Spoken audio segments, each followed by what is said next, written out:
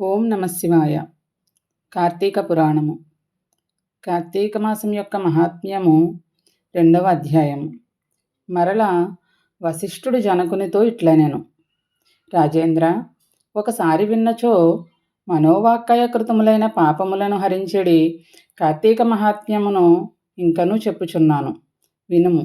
కార్తీక మాసములో సోమశేఖరుని ప్రీతి కొరకు, అనగా శివుని ప్రీతి కొరకు సోమవార వ్రతమును ఆచరించిన వారు కైలాసమునకు చేరును.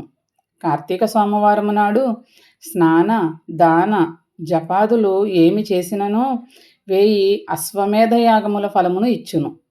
ఉపవాసము, ఏకభుక్తము, నక్తము, ఆయాచిత భోజనము, స్నానము, తిలదానము, ఈ 6ను సమానమైన ఫలములను ఇచ్చును అని పెద్దలు చెబుదురు.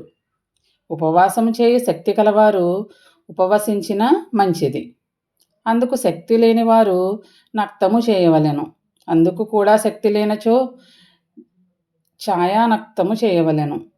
అనగా మధ్యాహ్నము ఎండ పడమటికి వాలి తన నీడ రెట్టింపైన తరువాత, అనగా మనం నిలుచుంటే మన నీడ ఎంత ఉంటుందో దానికి 2 మన నీడ కనిపించినట్లయితే అటువంటి టైంలో భుజించుటను ఛాయానక్తము అంటారు.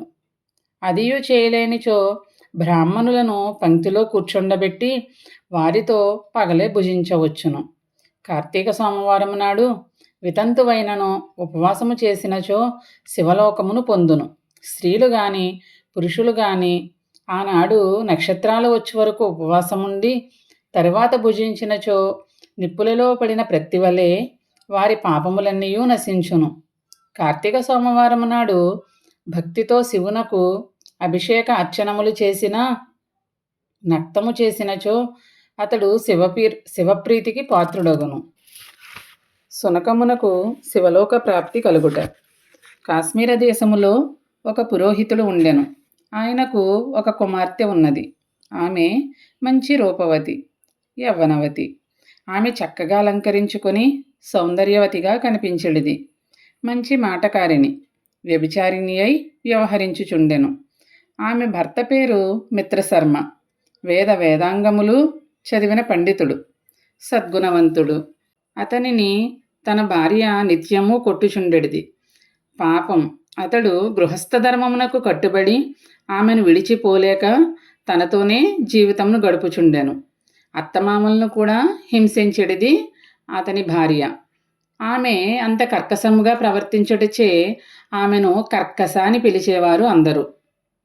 ఒకనాడు తన ప్రక్కనే పడుకొని ఉన్న తన భర్తను తనకు ఏ విషయంలోనూ అడ్డుగా ఉండకూడదనే ఉద్దేశ్యముతో ఒక రాయి తీసుకొని అతని మిత్రశర్మ తలపై ఆ రాయితో కొట్టి చంపేస్తుంది కర్కశ.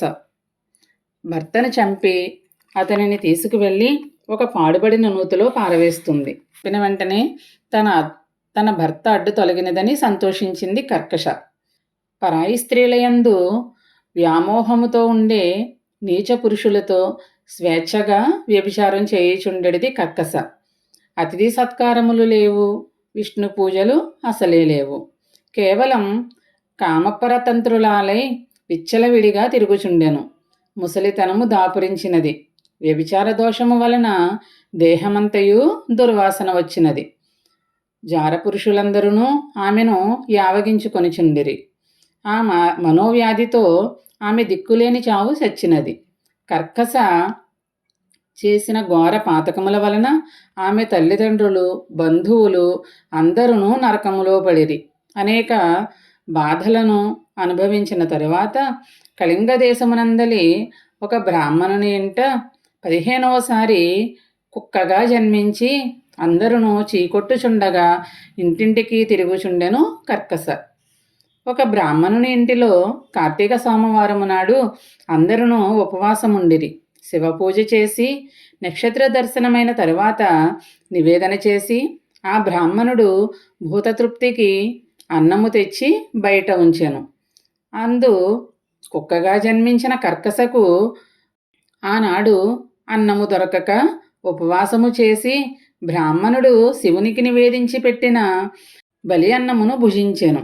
దానితో కుక్కకు పూర్వజన్మ స్మృతి కలిగెను. వెంటనే అది నన్ను రక్షింపు అని పదే పదే అడుగసాగాను. బ్రాహ్మణుడు అది విని పరమాశ్చర్యము పొంది, మా ఇంట ఏమి పాపము చేసినావు, రక్షింపమని అడుగుచున్నావేమిటి అని అడిగను బ్రాహ్మణుడు. అప్పుడు కుక్క, ఓ బ్రాహ్మణోత్తమ, నాకిట్లు పూర్వస్మృతి కలిగినది, కారణము చెప్పుము అని అడిగాను.